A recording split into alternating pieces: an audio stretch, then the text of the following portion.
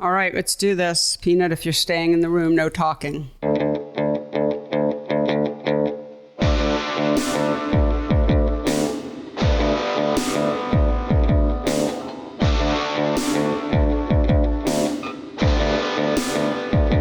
Hello and welcome to the Photo Work Podcast, the talky and touchy-feely version of my book, Photo Work, 40 Photographers on Process and Practice. Hello everyone, I'm Sasha Wolf, recording from Woodstock, New York, and joined as usual by my friend, joined as usual, he is my friend. He's joined as friend by my usual. He's also a producer extraordinaire, I don't have any excuse today. Mr. Michael Chauvin Dalton, my friend and producer, Mr. Michael Chauvin Dalton. There he is. Hi, Michael. Yeah.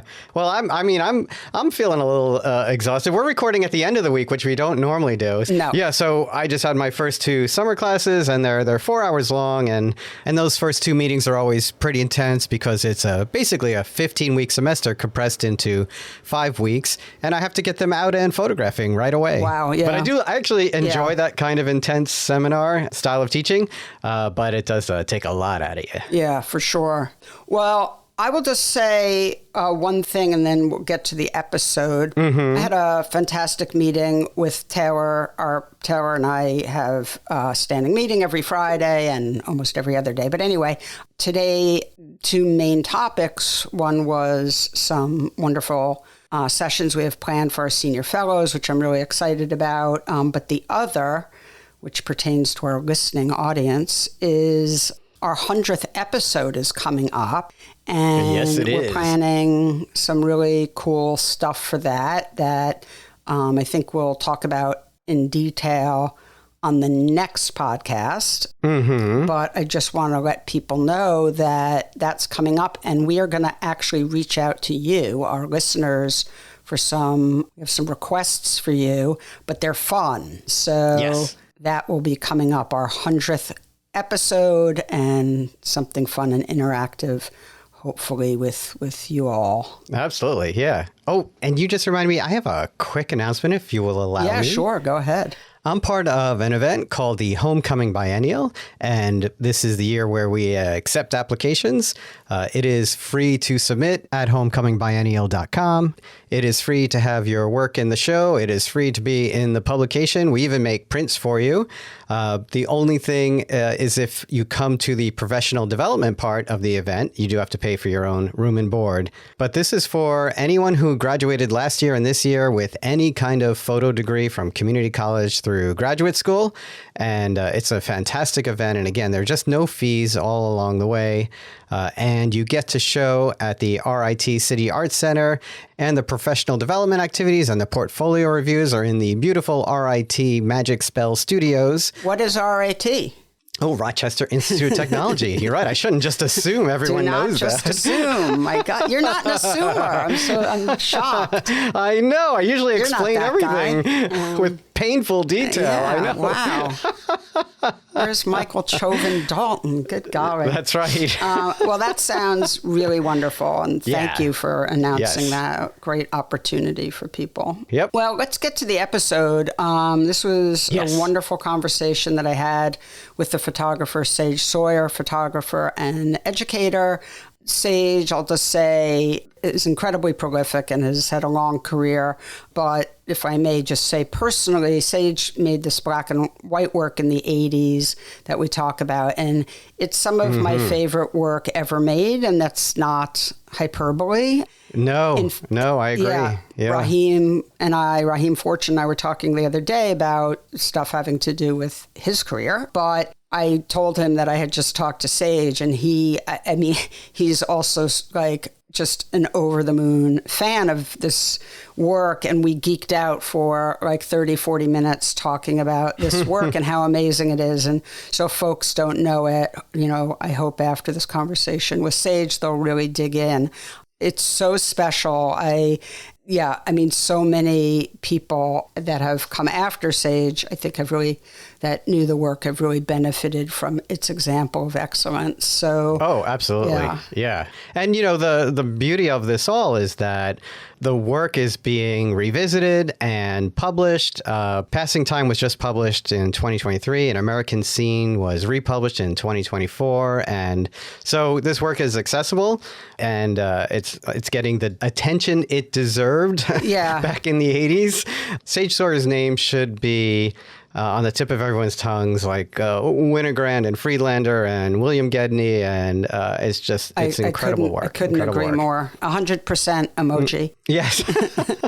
And of course, she's still working. You also have a fantastic conversation about Witness to Beauty, which is very different work. Yeah. And that's part of this conversation, is Sage is just someone who likes to try new things. Absolutely. And you even talk a little bit about gear and trying new gear, and Sage's enthusiasm is infectious, and the way she talks about her influences and her work, it's also beautiful. This is someone who's still doing it, and the work is just incredible. Yes, I'm with you on all of the above. I didn't really know Sage before this conversation, and now I'm planning, this is true, to go visit her. She has a cabin in New Hampshire, and I think we're going to head up. And I said to her, please, like, my fantasy would be that, come camp out on your lawn, and to balance the rustic, I get to come inside and look at vintage prints, to which she said yes. So I'm oh, nice. This is literally my dream. This is my dream weekend getaway. Right? Oh, I mean, camping and looking at prints. Exactly. Oh my God. Road trip with the fam and camping out and looking at vintage prints of Sage Sawyer's. Wow. I'm one lucky duck. Well, Michael, let's get to it. If you don't mind, please take it away. My pleasure, and here's your conversation with Sage Sawyer.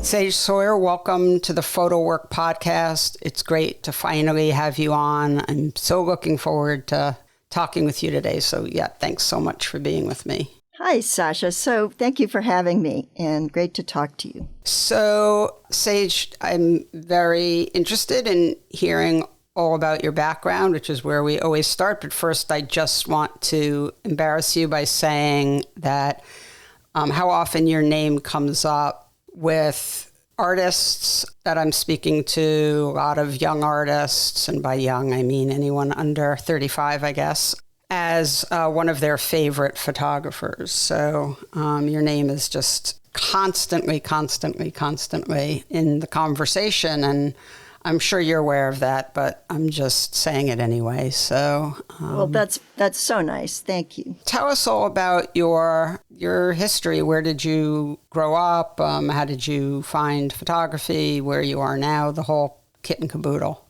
Okay. So I grew up in Virginia, a suburb of Washington, D.C. I was always interested in photography. I grew up with a mother who had been a fashion model in the 40s and had been photographed by Richard Avedon and Irving Penn.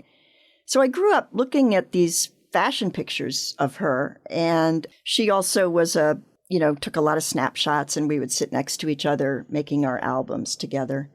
And then I went off to college. I went to Harvard University, and I still didn't really think of photography. I thought of it sort of as, you take a photograph and then you write.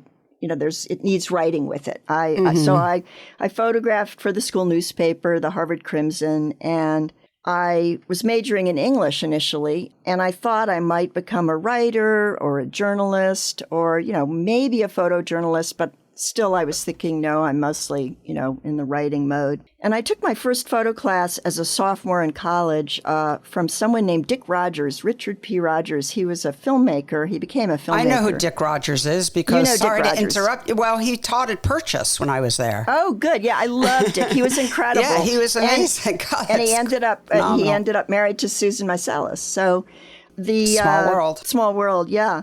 But the way he talked, he was so eloquent, and the way he talked about photographs, he'd leave them up on the screen for a long time.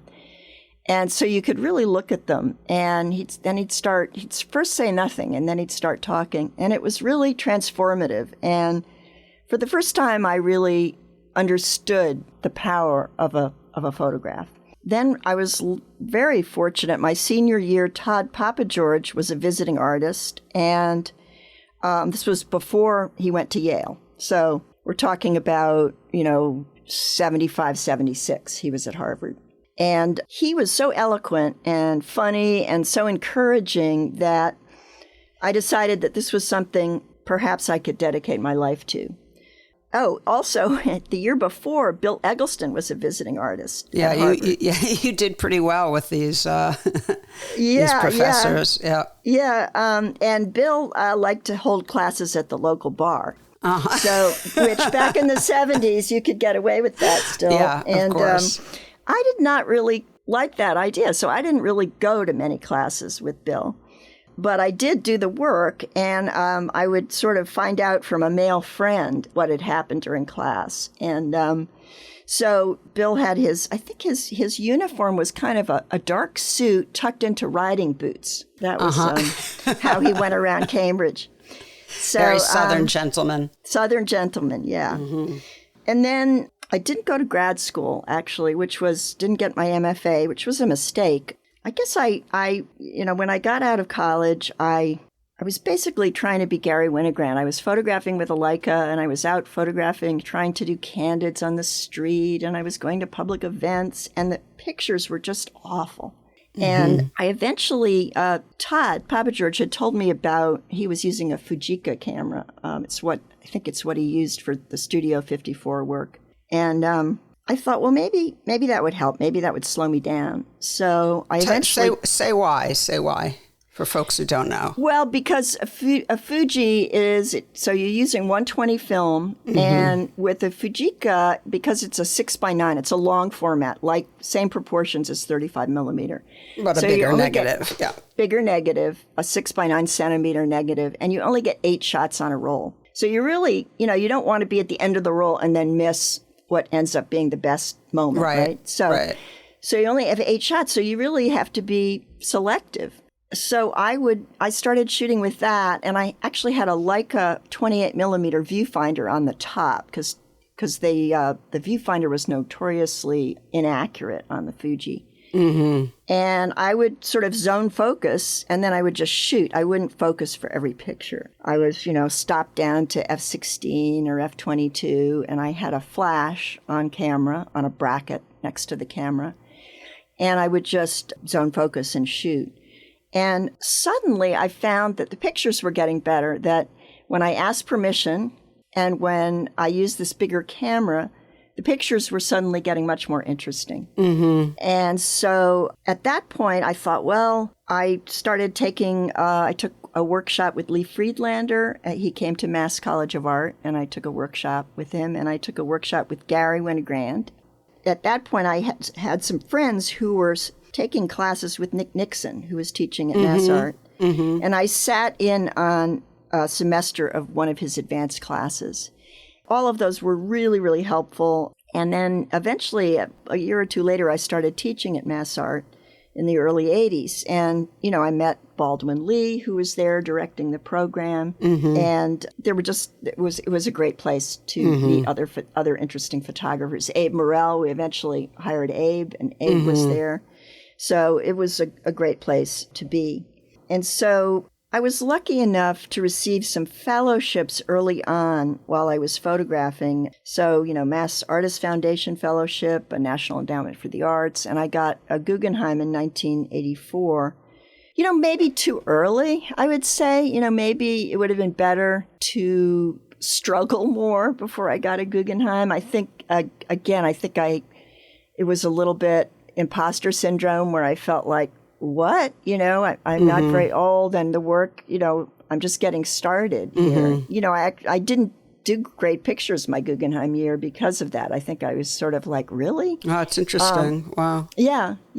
I mean, not that, I was incredibly grateful, but I felt like it was hard to prove that I was worthy of that. Mm-hmm. Anyway, so that's how I got started. And I really didn't end up publishing a book of my work until I was in my 50s. In 2007, I published Perfectible Worlds, which was basically through Photo Lucida. It was a book prize, basically. Mm-hmm. And then after that, I got the publishing bug, and I thought, well, I've got all these old projects. I got to get them out there. Mm-hmm. But before that, when I was young, I think I was always rushing on to the next project. And it was harder then. I mean, now we're living in a sort of heyday of book publishing and publishers who will do these small runs, and it's wonderful.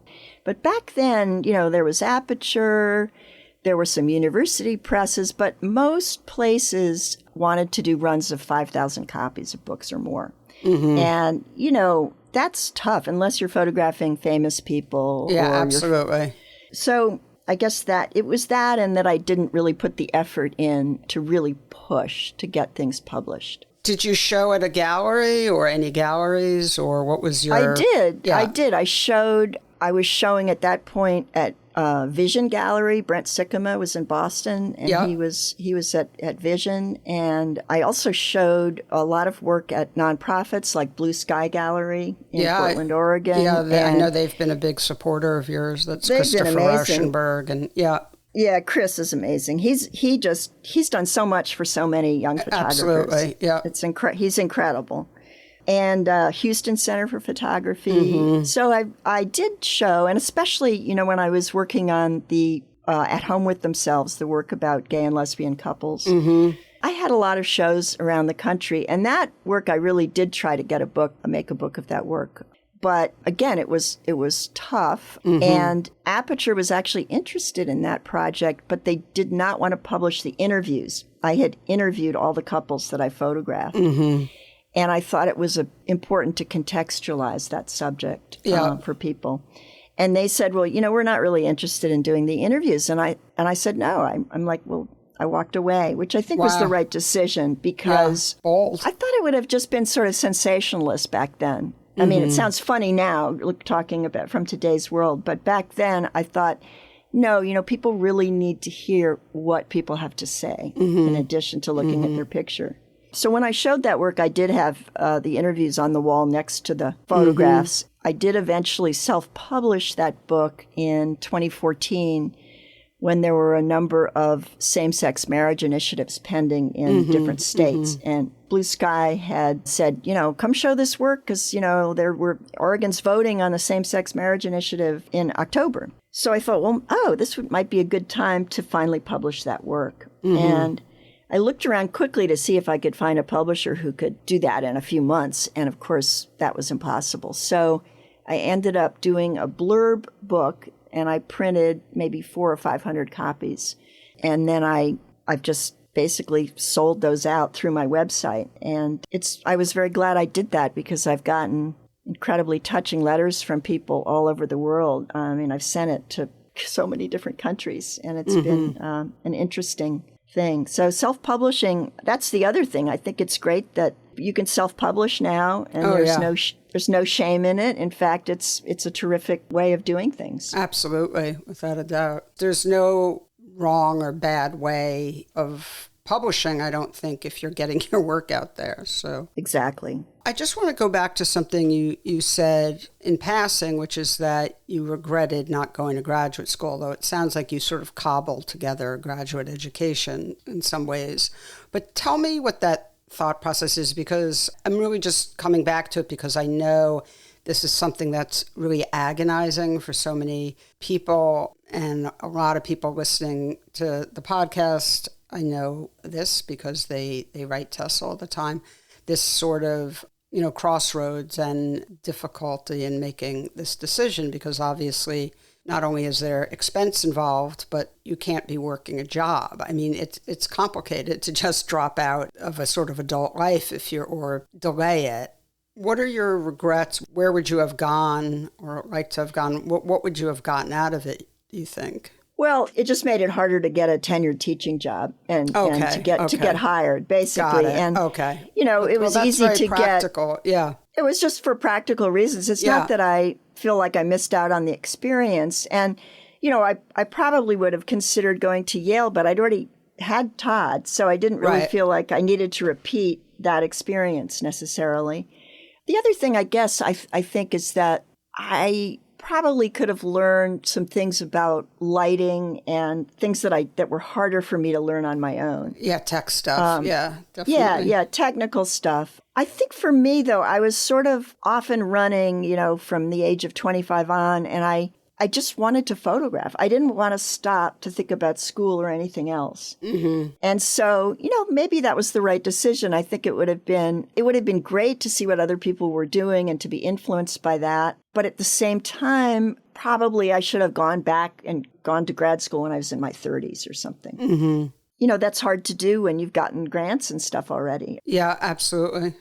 So I want to go back also to the 6-9 because I think it's really important. You talked about the way in which it sort of made you more deliberate because you only had 8 frames to work with per roll. But I mean, to my mind, and I know to yours as well, so I just want to get into it a bit. The other thing with the 6-9 and the lens you were using, a wider lens, is that it really made you, and you were doing a lot of what you refer to as environmental portraits. So photographs of people, but with a lot of their environment seen in the picture so that you have a real sense of place and where you are and where the environment is its own sort of character.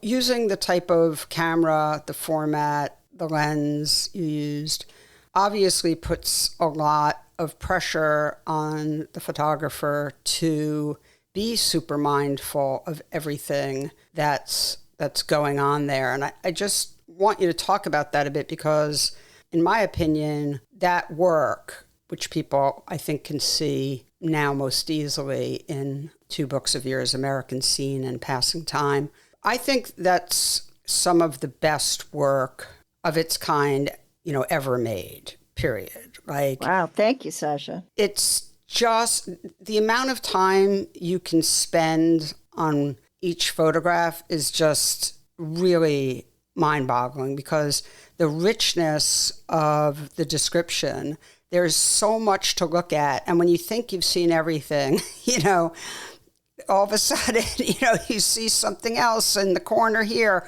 or in the way background there. And then you see even more. I mean, first you see a guy in the way background of a picture of a flooded area in, I think, Louisiana. And the main subject is a boy who's in the picture. Then all of a sudden you realize there's someone in the way background. Then all of a sudden you realize they're wearing a suit, which is sort of so incongruous in this setting.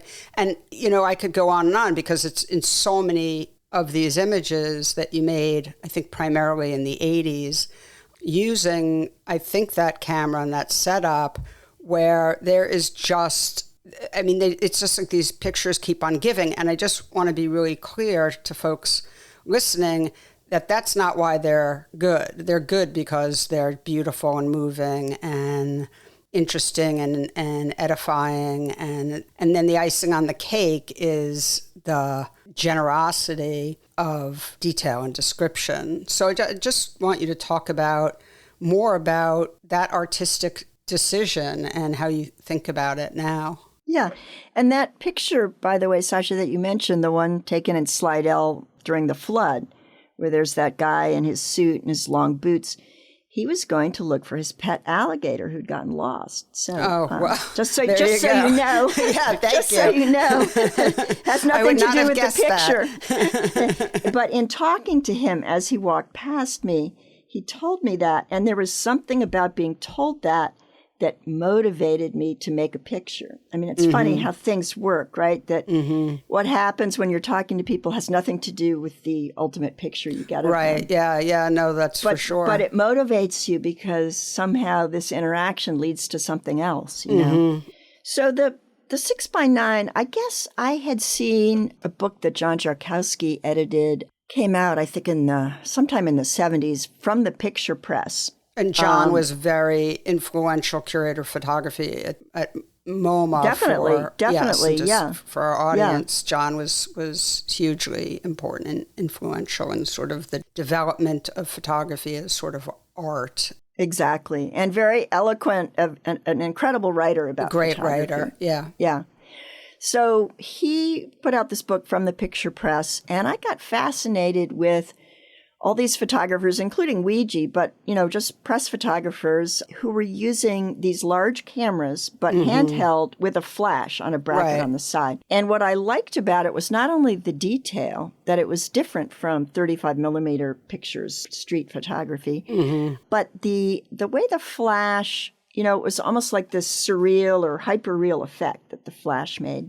Yeah. So I really liked that. And then the other thing that got me going was Chauncey Hare put out a book in the 70s called Interior America. And I think it came out in maybe 79 or 78 maybe. And he photographed people in rooms with a super wide angle. I don't know, probably was like a 24 or maybe even wider. And the people, in a way, were almost objectified. I mean, I didn't like that part of how he photographed. But I was amazed by how the room was as important as the people and how interesting the room was and how much the room told you about these people. Absolutely. Yeah. So it was sort of, those two books that got me really interested in wide angle and flash. And when I started doing it, I also really liked the challenge of trying to get as much in the frame as possible. So, of course, you're going to have mostly failures when you try to do something like that. Because, if you're photographing more than one person and potentially they're moving and you also want the frame to be interesting, it's tough. But it's really what interested me. I mean, it's really what excited me. That's why I was zone focusing rather than taking time to focus, too, because you really didn't have time, especially the Fuji's kind of very slow and balky to focus. It's got this little rangefinder, and, by the time you focus, forget it. You've lost the shot. Yeah. And some of your pictures have 10 or 12 people in them. I mean, it's really amazing. Yeah. And that's another thing that I think is interesting is, how, as I get older, my photography has changed. I mean, oh, yeah, for sure. There was a kind of athleticism to that work of being in the right place at the right time and getting the people, but also the frame around them, making it good. And it's not work I could ever do at this stage in my life. But it's interesting. So you kind of change. So now I find that I move closer in. I photograph fewer people. I mean, you kind of, as you get older, you adjust to your limitations. And of course, in other ways, you get better. You get perhaps a little better talking to people, maybe a little wiser. I mean, there's different ways in which you improve. And there's other ways in which you think, okay, well, I can't do that anymore. I'm not that quick on my feet, but I can do this. You've talked about the way in which the type of work we're talking about, this work that you made in the 80s with the setup, had a lot of sort of moving parts and wasn't so straightforward, not in the way that someone like Gary Winogrand was working. And that sort of classic run and gun street photography with a smaller camera. And, it's okay if things are a little askew and, in fact, we'll work with it that way, etc. Your pictures are much more formal, although there's also an incredible looseness. I mean, they really are so imbalanced. It's freakish. But I've heard you talk about when you're working that way that, with the bigger camera, obviously you do need to sort of go up, introduce yourself to people, ask them if you can make a picture. And that, of course, brings out a certain amount of posing, awareness of the camera, self-consciousness, etc. But I have to say that when I look at your pictures from this time, I don't really see that. I mean, often there's in the group shots, often there's one person who's sort of mugging for the camera, but you have so many other people in the picture, and most of them are sort of going about their business because they're interacting with each other. So I have to say that, again, it's just so imbalanced to me where the viewer gets to have both those experiences. The one person who's sort of super aware that you're making the picture, and the others who are just like, whatever, I'm just going to carry on. And it really just is so lovely. It creates something, so beautiful and generous. Like, you just feel like there's so much there to learn from as far as other people and the way they're living their life. Anyway, I just wanted to say that. Well, it's interesting when you run up to people and say, I really want to take your picture. Those were different times, and I think that's important to point out, is that people weren't practicing their selfie smiles. There were no people, right. So there was less understanding of photography. There was less self-consciousness about it. For sure. And, it was a little harder in the sense that you couldn't give someone a card and say, here's my website. You can look me up and know that I'm legitimate. I'm not some creep. Right. So there was that disadvantage, but there was the advantage that people were much more, especially children and teenagers. I found that if you went up to groups of children or families or teenagers, they kind of had their own dynamic. And in asking, they would stop for a while. But if you hung around at all for a few minutes, usually they would get back to doing whatever they were doing before. And, I did get to like that kind of hybrid thing where some of it looks candid, some of the picture looks candid. And then there's this person who's kind of connecting with me. And it's kind of a strange hybrid picture of some sort.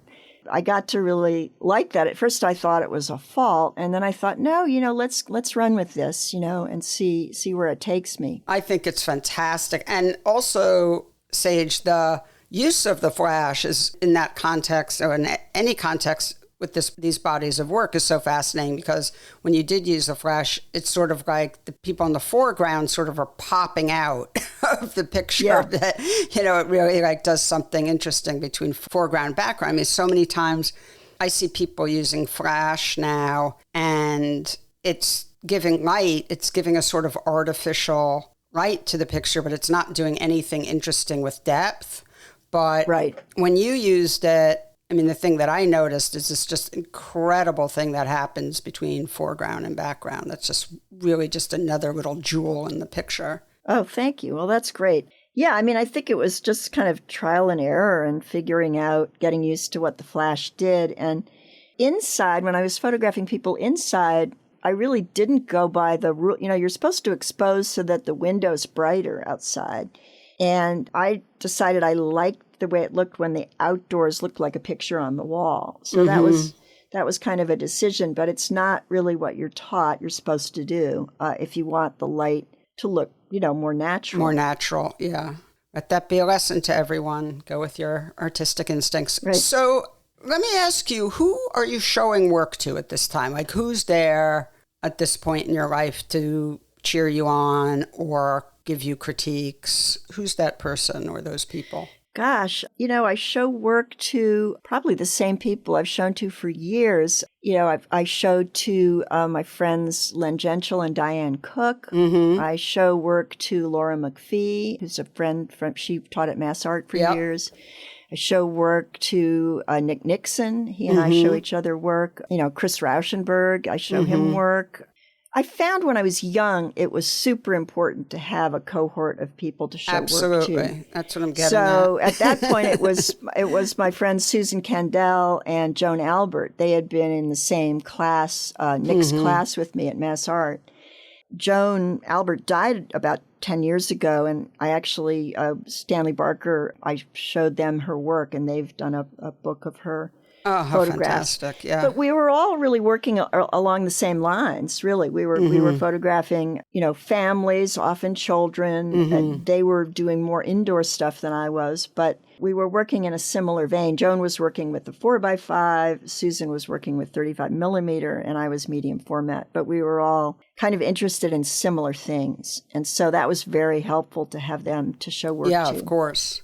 Let's talk about the process of going back to your archives to create publications many years later and what that process is like. So the books we've been alluding to, American Scene and Passing Time, there's a long time between making the pictures and publishing the book. So how does that come about? I'd love to first know, because both of these were published by Nazraeli, a fantastic press. So first, I'd love to know how that happened. And then if you could talk about then the process of going back and making the decision or decisions about what to include and what it looked like to see those pictures after so long. Yeah, and by the way, Nazraeli is publishing a third book of photographs from the 80s called, how exciting. We're calling it Easy Days, and it's going to be accompanied by an exhibition at the Center for Photographic Art in Carmel.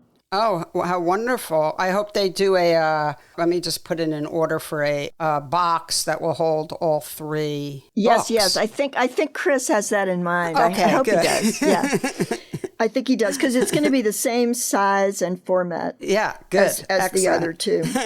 Okay. So how initially it got published was that Joseph Bellows, who runs a gallery out in La Jolla, asked to see my vintage prints. He had seen a few of the pictures in various books. I think there was a book that photographs from the De Cordova Museum that he'd seen some of my pictures in. And he said, I really like these. I'd like to see more of them. So I sent him a box of vintage prints, and he ended up showing them without my knowledge to Chris Pickler, because Chris is a friend of his. And Chris so that's yeah. So that's how that first book came about, American Scene. The first edition of that was published in 2016, 2017. And it was initially published as a large, I think he called it Nazraeli Library Series. So it was big, and it was in a slipcase, and it was really much too much money for most people. It was, I think it was $250, and he only printed 350 of them. It was like a collector's edition. item. Yeah. And, I really wanted the book to be available to other people. So I think after he did Passing Time, I think he thought, okay, let's do this as the same size and same price that other people can afford, But the way Passing Time and this new book came about was that during COVID, I decided to go back through my negatives and contact sheets and work prints. And unfortunately, I'd torn up a bunch of old work prints, trying to make room for new work back in the, 80s or 90s. And I had some work prints, and I had, fortunately, all my contact sheets. And so I went through, and I was really surprised to find, first of all, how many work prints that I liked that I hadn't made exhibition prints of. And second, how many interesting pictures I'd never made prints of at all. And I think, back then I was shooting 12 rolls a day, which of 8 pictures. It's not that many pictures, really, but it's a lot of rolls of film to process in the darkroom. So, if you're processing 120 film, that might take you 3 hours in the darkroom to process the film.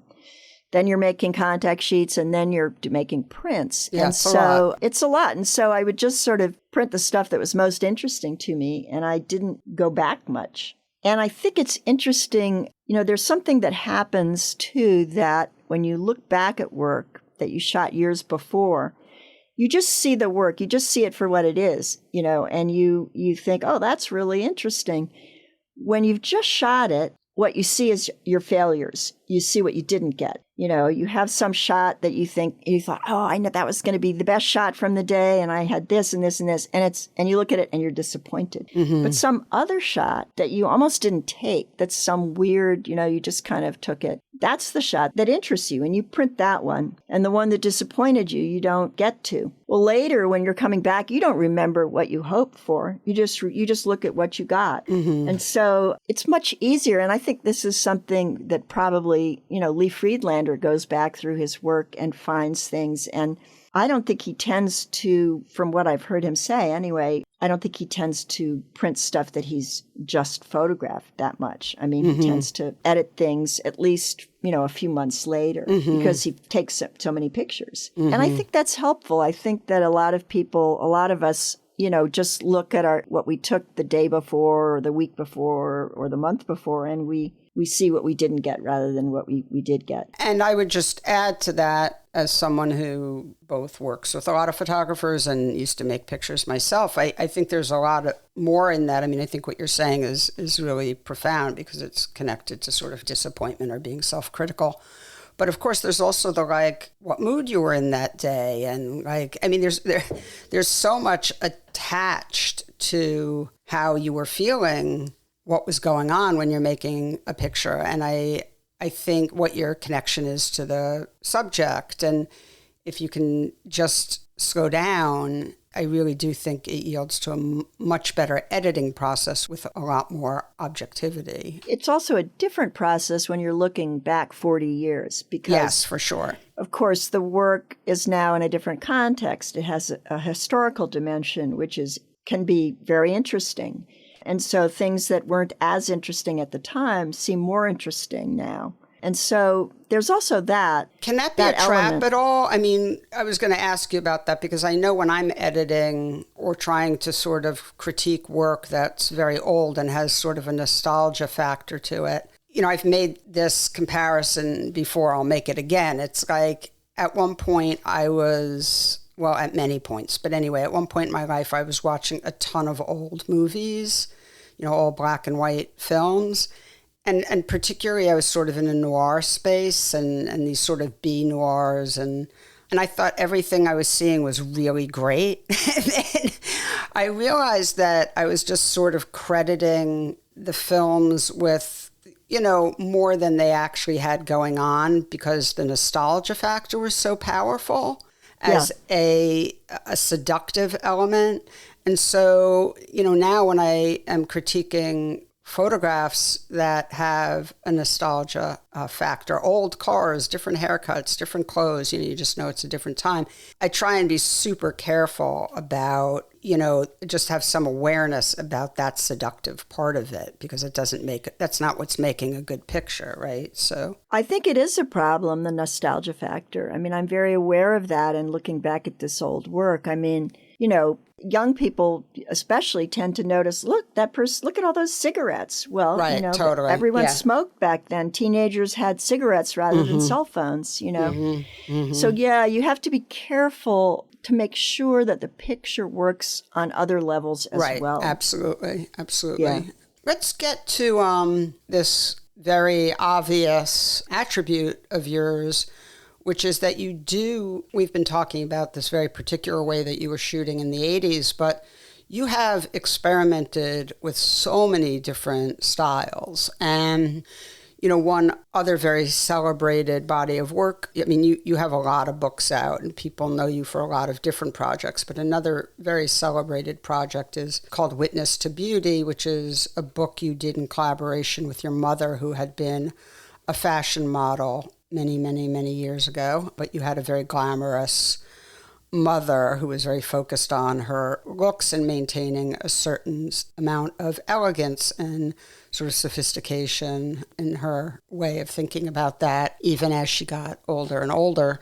And I know these things aren't concurrent, but when you go from sort of spending time with American Scene and Passing Time and then jump over to Witness to Beauty, all of a sudden you're sort of in these black and white sort of documentary style, although very, very, very much sort of infused with a lot of artistic feeling. But then all of a sudden you're in a sort of Larry Sultan, early like Mitch Epstein, some Doug Dubois, like you're in this completely different space.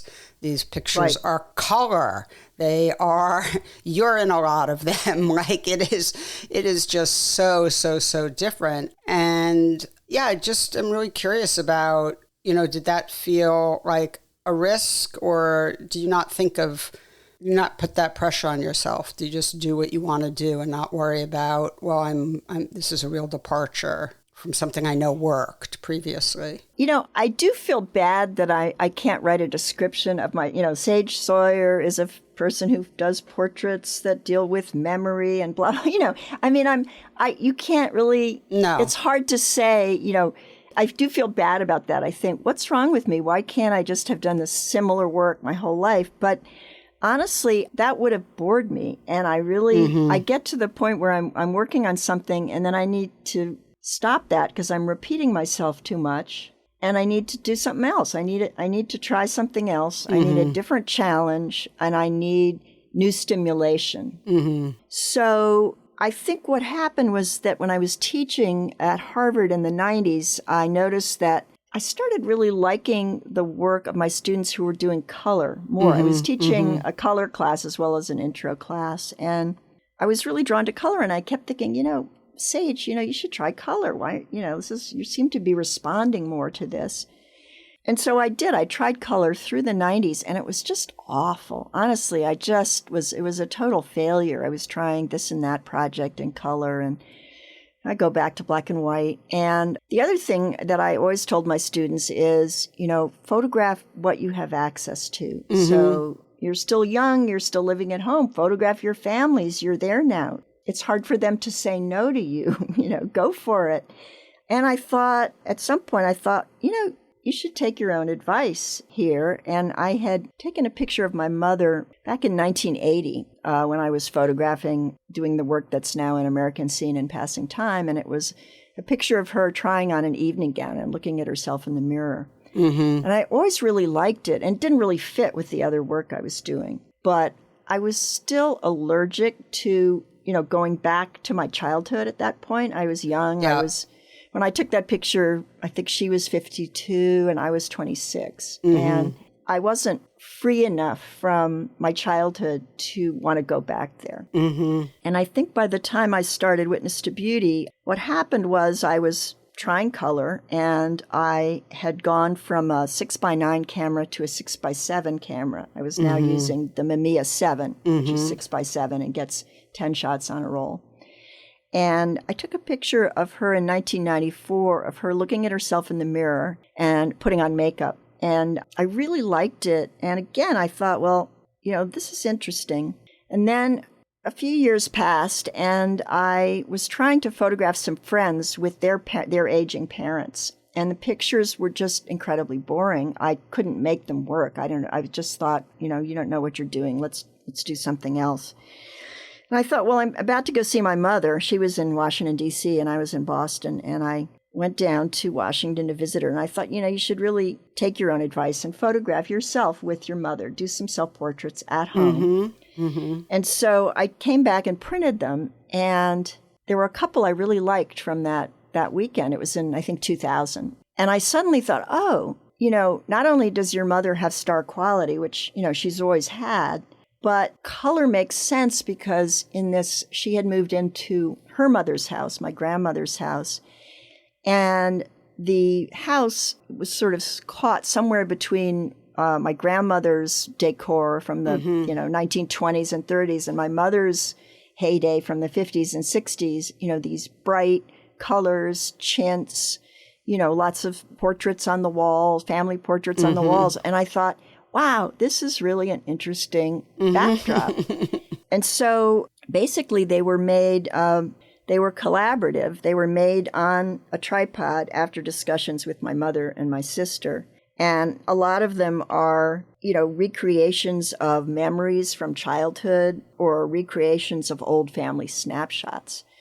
I decided to include myself and my sister because we kind of act as foils or secondary characters. We provide a contrast with my mother. The other thing that's funny in the book, I think, is that we age past my mother in the course of the book. The book is made over 20 years, from 1994 to 2014. And as you go through the book, suddenly she starts looking younger than we do because she's had 3 facelifts and we have not. So there's this funny thing that happens and people start thinking, well, wait a second, who's the mother here? Right, that is hilarious. It's hilarious. It's absolutely hilarious. And so it is very different work than anything I did before. It's personal, which, in some ways, like the gay couples work, that was motivated because my father was gay. And I realized after a few months of photographing, I thought, oh, that's probably why I'm doing this. It took me a while to sort of figure that out. But so there's often a personal hook, which is why you get into a project. But in this case, it was more like, she's amazing. How can we make these pictures? And I did it in a way that was very different from anything I'd done before. And it was a lot of fun. And I usually work on 2 or 3 projects at a time. So at the same time, I was working on Perfectible Worlds, also in color. And I started doing more animals again. I started doing Peaceable Kingdom. So I was working on different things at the same time that were more in line with what I'd done before. But, I also did that work about people with partial facial paralysis, and that were close-ups, and that was with a square format camera. And that's very, very different, too, from my other work. No, it is. I mean, it's all really different. That's what's, it's so striking. Obviously, I've been sitting around with your books, and, it's really intense, the differences. And I really admire it because I think that you figured out that in order to make good work, you have to sort of follow what you're feeling motivated by at the time. But I can't help but wonder about something you said earlier, which is, what effect has that had on your career? Do you think that that's been challenging because it is hard to, sort of label you as a certain type of artist? Well, yeah, I do. I mean, I think in a way, I think it's good that I had some success when I was young, but it wasn't, I didn't become an art star. And I'm so glad about that because I feel that then it's very hard to start making new work and get away from what you're already doing. If you become a commodity and there's pressure, there's all this Absolutely. pressure Without a doubt. to keep doing the same kind of work, keep selling it. And there's pressure from your galleries, from museums. I think it was really a good thing for me that I wasn't under that pressure. Yeah. And so it's nice now to have some of that work recognized. It's lovely, but it was also very freeing for me not to have that pressure. Yeah, of course. Well, I think we're sort of coming close to the hour mark, so just wrap it up. But thank you so much for talking with me, and I hope people will, who don't know your work, will do a deep dive and just be as blown away as I am by your work and I know you wouldn't think of it as sort of your guts or bravery, but, it is really impressive the way, even going back to the work we've talked the most about, the black and white 6x9 work, even the way you figured out like what you needed, the kit you needed to put together to make the pictures you wanted to make, and the way you've sort of done that with every project, and that beautiful, it's lovely to talk with someone who's not like a gearhead, but yet has the sort of wherewithal to know that, different cameras, different frames, different aspect ratios provide you with a different language, and that is appreciated and noted by the viewer. So anyway, thank you very, very much. Thank you so much. And I have so enjoyed listening to other people on your podcast. It's been fascinating. I've loved it. Thank you. I'm very lucky to get to speak with folks like you. It's one of the great joys in my life. So thank you for being another one of them. And until we meet up, enjoy New Hampshire, where I really hope it's cooler than it is where I am. Well, it will be by tomorrow, hopefully. Yes, yeah. Thank you so much, Sage. Sasha. Yeah, thank you. Take care. Okay, bye-bye. Bye. Photo Work with Sasha Wolf is a production of the Photo Work Foundation. Executive producer is Sasha Wolf, and the associate producer is Taylor Selsback. The show is also produced and edited by me, Michael Chauvin-Dalton of Real Photo Show. Music is by J. Walter Hawks. If you like the show and wish to find out more about the Foundation, please visit photowork.foundation and be sure to subscribe and review with all the stars on your listening platform.